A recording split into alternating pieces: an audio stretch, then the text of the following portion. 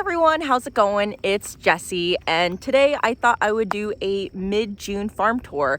So a lot of you have actually been asking me about an update, and for those of you who are new to my channel, I am a first-year cut flower farmer. I am in zone 6B in New Jersey, and on March 26th this field was all just grass, and that was the day where I put out stakes to really mark the perimeter of this 40 by 90 foot plot.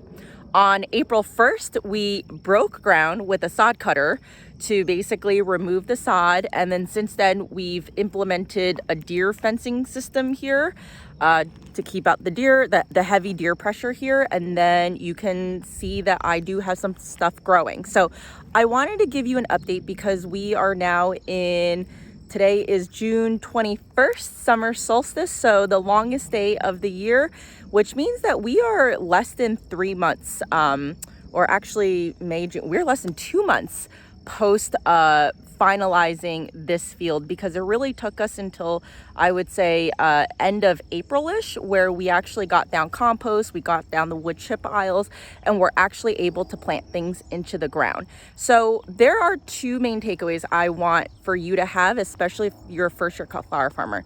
The first is that there's no way you can do it all by yourself, so take help. And I will explain a little bit more in terms of what I mean by that. But the second thing is to question and challenge things that you see in terms of what is normally done. And some of the things I'm going to talk about is I am not using landscape fabric. That is actually a question I get a lot. And I'm going to talk to you about why, TBD on whether or not I continue that going forward. I have my reasons. And I'm going to talk about living mulch and, why I've chosen to do it. So let's begin the tour. So first up, we have Snapdragons. These are actually all snaps that I started from seed. We've got basically the Potomac series here. So I did a mix. This one's my absolute favorite. But I started these from seed in anywhere from January, February. And I've talked about this before. When you grow them slow and cold, they naturally branch out on their own. So I did not do any pinching over here, and I'm getting multiple stems. So I started all these snaps from seed, and then I also started some stock from seed over here too. And, they're kind of petering out because of the warmth, but we did get a bit of a cold spell in the last few days. So you can see I am getting doubles here that are elongating.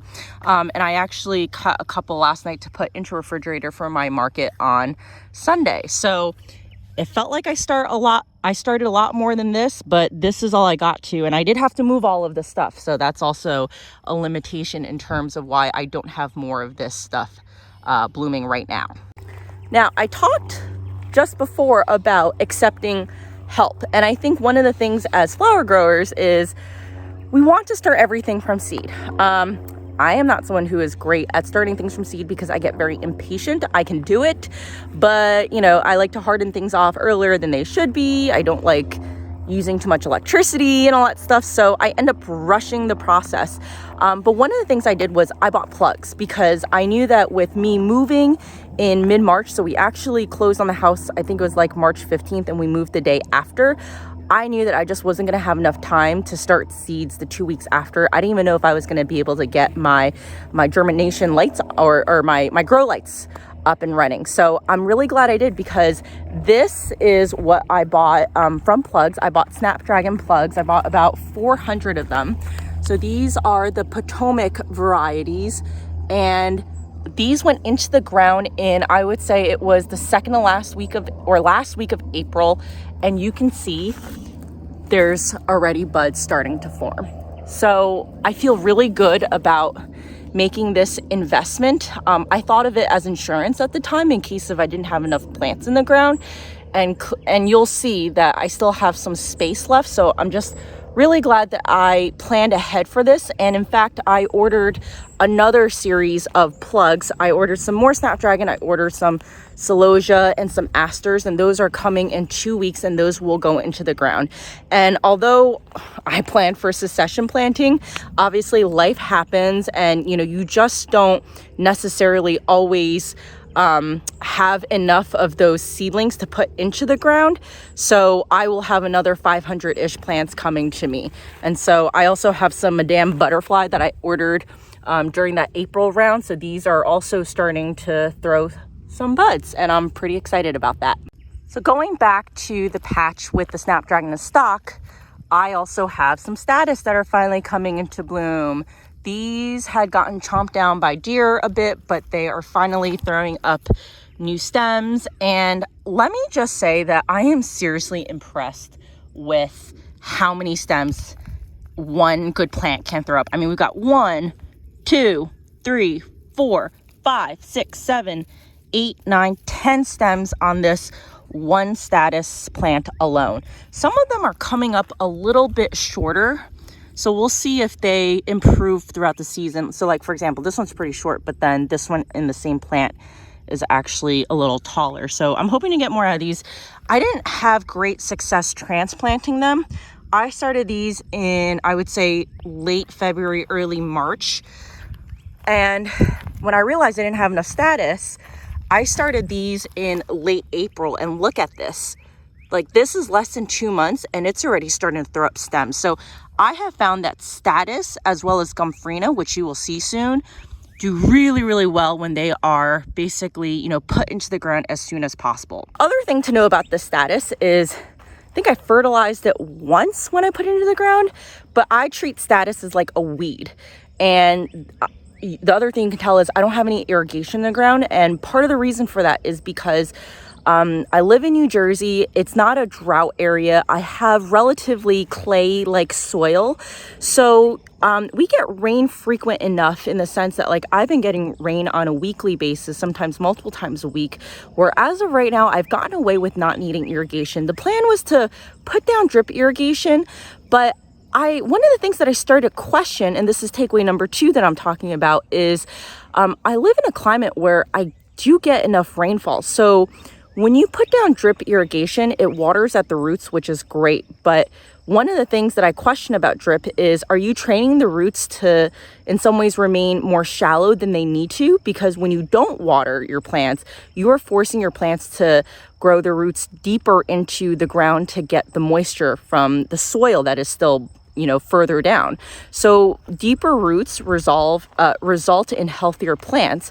So as a result, I decided to forego drip this year. In fact, we have a hose bib in the back of the house, but the house is pretty far away. So any watering I do right now is off of a watering can, or if I can hook enough hoses to the bib over there, you know, I can drag a sprinkler head over here to overwater. But I really haven't watered the status too much, and you can tell it's not doing too badly. In fact, none of this stuff is really doing badly at all. So, you know, I'll probably at least we'll do a trench, or we'll dig a trench to bring the hose bib a little bit closer next year, but TBD on if I still do drip next year. So I also mentioned that Gomphrena did really, really well when I put it into the ground. This was also started around the same time as that status that I showed you, which was late April, early May. So I put them in the ground about 5 days after they germinated. So this was put in right before I left for California. So this was literally like the early days of May. And like, look how big they've gotten. So again, you know, we are about like a month and a half in, and this Gomphrena is just taking off. So I'm pretty excited to see how quickly this will grow, because on the seed packing, you know, you're looking at 90 to 100 days. So hopefully these will actually grow a little bit faster. Now, the next thing I'm going to show you, this is like an experimental patch that I'm pretty excited about. So a combination of takeaway 1 and takeaway 2. I bought stock plugs from Farmer Bailey's, and I bought them because I thought I was going to be able to bridge the gap between spring bulbs and summer annuals, and that I would have these flowering by 2 weeks ago. Clearly they're not flowering yet, but we are in mid-June. We are hitting consistent temperatures of mid-80s during the days and above 60 degrees at night. So for those of you who don't know, stock is actually a relatively cool loving type of crop. I say relatively because they don't do well with hard freezes. They are a Mediterranean temperate type of climate crop. So it is a really difficult crop for most of us to grow if you don't live in a state like California, where you can get those more temperate types of temperatures. So a lot of people struggle to grow stock and get those long stalks. But one of the things I saw someone do was they grew stock in the shadow of another crop. So I ended up transplanting my sunflowers in between to offer shade. So it is just after afternoon. The sun is, heading over to the west, and you can see that this row is getting very good, or, somewhat of protection from the sun. And these literally have just taken off. I mean, they are probably around like 8 to 10 inches tall. And I had a control group, meaning I, wanted to make sure that I was doing this in a scientific way to see if it would work. I put some stock here that did not have the sunflower cover, and there is significant difference in terms of the rate of growth. So these are probably at like 5 inches, I would say. Some of them are actually doing not too bad. I'm honestly just surprised they haven't bolted yet. But one of the things I did do, in addition to offering cover over there, was for all of this, I put down wood mulch. And the reason why you put down mulch is because, number one, it prevents, if you have heavy rain, from soil-borne diseases splattering on top of the foliage, but it also helps maintain moisture in the ground as well as temperature. So the more mulch you put on top, the cooler it is on the bottom for the roots. And that's ultimately what ends up dictating when a crop is going to bolt. So I think I might have a shot at getting these to flower even in early July, when it's going to be really, really hot. So stay tuned and I'll show you what happens. So a couple more things to show you. I started Persian cress probably around mid-April, and these are just starting to get ready. So Persian cress is a relatively fast-growing filler. We're talking about like 50, 60 days-ish. And these guys, you can see, have flowers, but what you really want to do is you want to wait for these flowers to dry off, and then it forms these like little pods over here, and then you can use this. So I'm hoping to be able to use this for my market in about 6 days. So we've got some cress here. Some deer ate the crust, so you can see this one's not doing super happy, but I'll get something out of it. And then I just succession sowed another dozen cress into the ground, so hopefully those will start taking off soon. The other thing that has actually started taking off is my straw flower. So you can see here I've got some straw flower buds here. This is like I think this is the copper or the silver. This is the purple. So they are really starting to bud up. And then here are my zinnias. So you can see going further down, I've got a bunch of stuff here. This is predominantly zinnia here with some dill. And believe it or not, I was trying to cover crop with peas. So there's peas here, and then there's beans over here. Now, if you have done any form of gardening, you'll know that legumes are able to take atmospheric nitrogen and basically fix it in such a way that the plants can actually use the nitrogen as a fertilizer. So I wanted to experiment seeing what would happen if I grew legumes in conjunction with some zinnias and some dill. Basically trying two things: one, to see if I could avoid fertilizer, and two, to see if companion planting here could offer some sort of benefit in terms of pest reduction. So far, I think it's a little bit too early to tell. But the other thing here that you'll notice is that there is living mulcher, and living mulch is really just grass clippings that I bagged and then I threw on top, and then now it's dried to the point where it kind of looks like hay or straw. So again, the reason why I put this here first, I prioritized the zinnia patch, was because zinnias are very prone to fungal diseases, especially a powdery mildew. So the last thing I wanted was for a severe thunderstorm or rainstorm to come, water the ground, have the foliage, gets backsplashed from the soil and have potential fungal diseases from the soil splash up. So this will help with that covering. And again, I have not watered these zinnias at all. They've only received overhead watering from the rain, and so far they look good. Some of these I pinched, some of these I didn't. So, you know, this one's a good example. This one actually grew a long stem, and I did a hard first pinch there. But this one here, I actually pinched from the very beginning. So you can see when I pinched from the very beginning, this plant sprouted out 1, 2, we'll call it 3, because this one's probably gonna be too short to be used, 4 stems from the side that, you know, will probably grow long enough for me to be able to use as stems. So, you know, for me, the pinching is great to have an abundance of stems, but I need blooms earlier than later. So I kind of did like a 50-50 type of approach. And so as we head on over here where there are more zinnias, I did proactively pinch these a little bit earlier. And so I've got some liliputs there.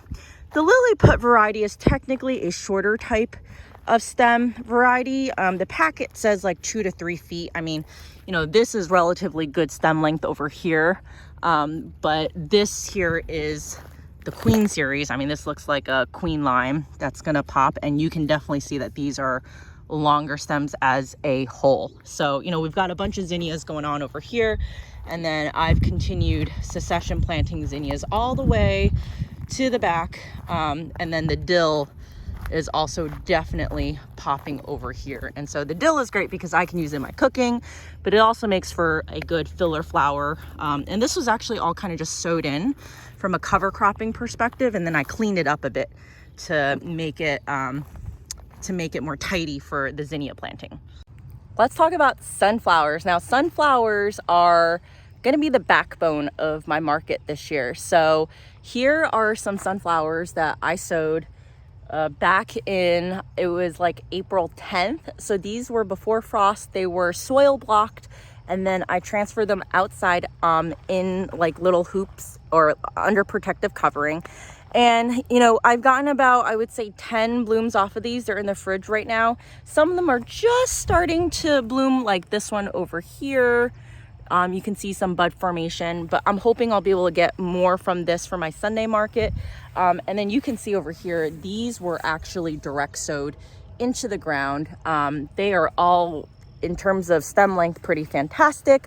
One of the things that I learned was that when you direct sow, it's kind of hard to control germination rate because seeds are going to germinate at different times. So I'll actually show you an example over here.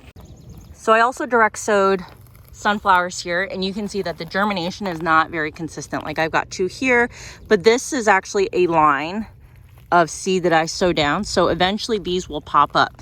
Now, the problem with uneven germination is that you're going to get uneven stem thickness and even bloom heads. This guy is a good example of what I'm talking about. Like, so all of these were sown at around the same time. I mean, the spacing is the spacing's a little bit further than it really should be, but what happened was this plant germinated first. It germinated way above the other plants, and it's got a very, very thick stalk with a very, very big head. It's fine because I'm gonna do like 3 for like $6 for some of these bigger ones.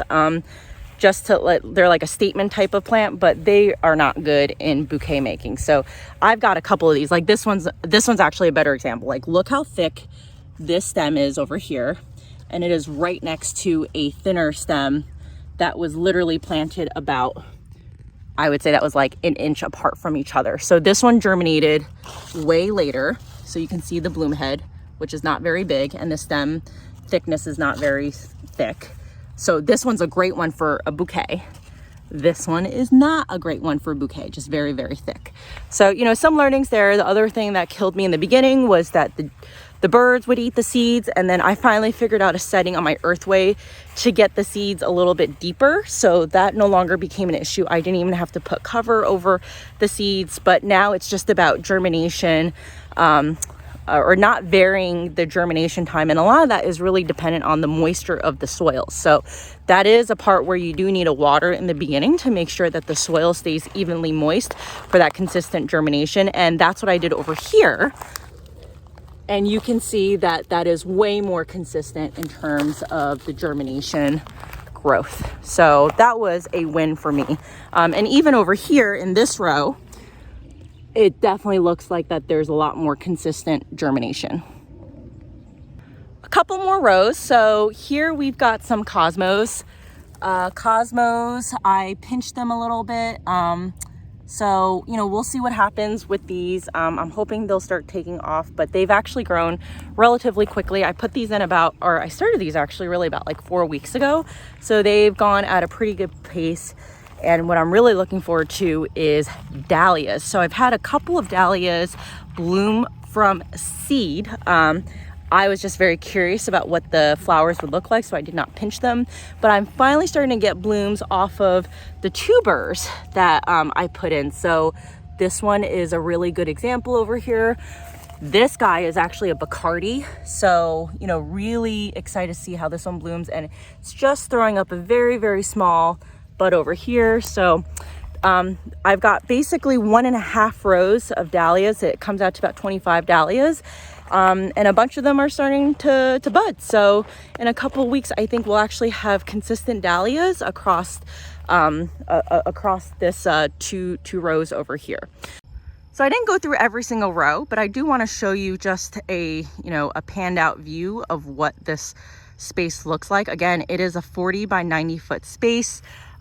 Realistically, it is not enough stems right now for me to be able to service my markets. And this leads me back to takeaway number 1. As a first-year cut flower farmer, especially if you have not fully prepped your land, you're still working on your growing space, it is hard to do both at the same time, meaning prep your land, make sure you're getting in the right amendments, and then growing stems for a market. So I've committed to a bi-weekly market, meaning every other Sunday.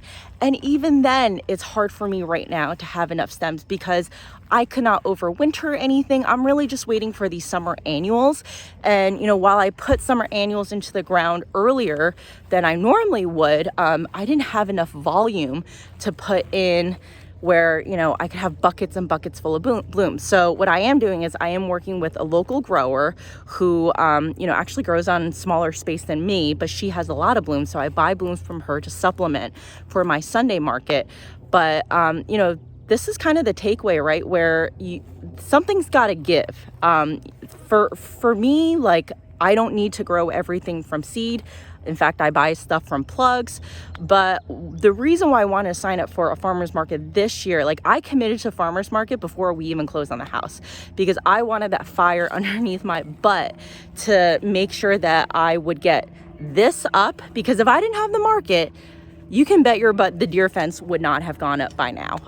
It was a lot of frustration and mental pressure from waking up every single day wondering what the deer did in terms of damage that got me to really, prioritize this. So I'm really glad I did that. It went up. Sourcing blooms is actually a lot easier than you would think. Finding local farmers is a lot easier than you would think. And then the funny thing was my husband visited a local farm down the street and they're interested in potentially selling some market bouquets. And I was like, I don't have enough stems, but I will figure out a way. And I think that in the next couple of months, this field is going to start blooming. So if you are new to cut flower farming, if you are still prepping your field, don't freak out. Just make sure that you are thinking about other ways to get blooms and stems if you don't have any. And then the one thing I do want to revisit is that second takeaway I talked about, which is really challenging things that you see people doing.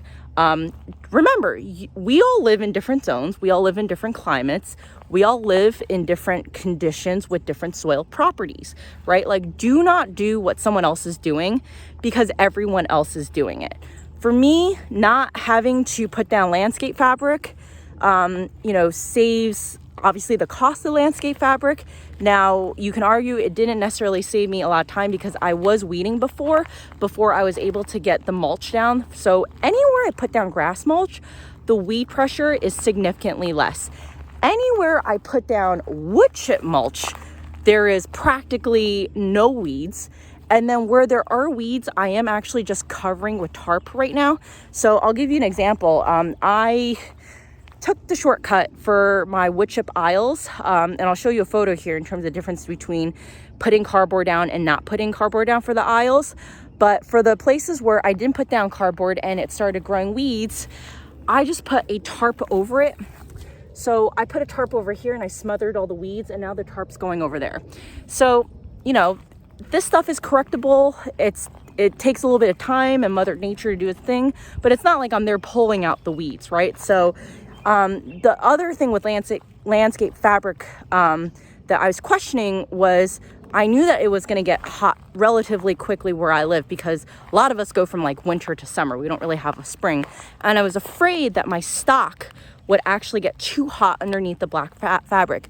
I can guarantee you that my stock probably would be bolting by now or really suffering if I put them underneath landscape fabric. And then I've also heard that landscape fabric might, promote fungal disease. And then it wouldn't allow me to put down grass clippings or living mulch to continue to replenish the soil.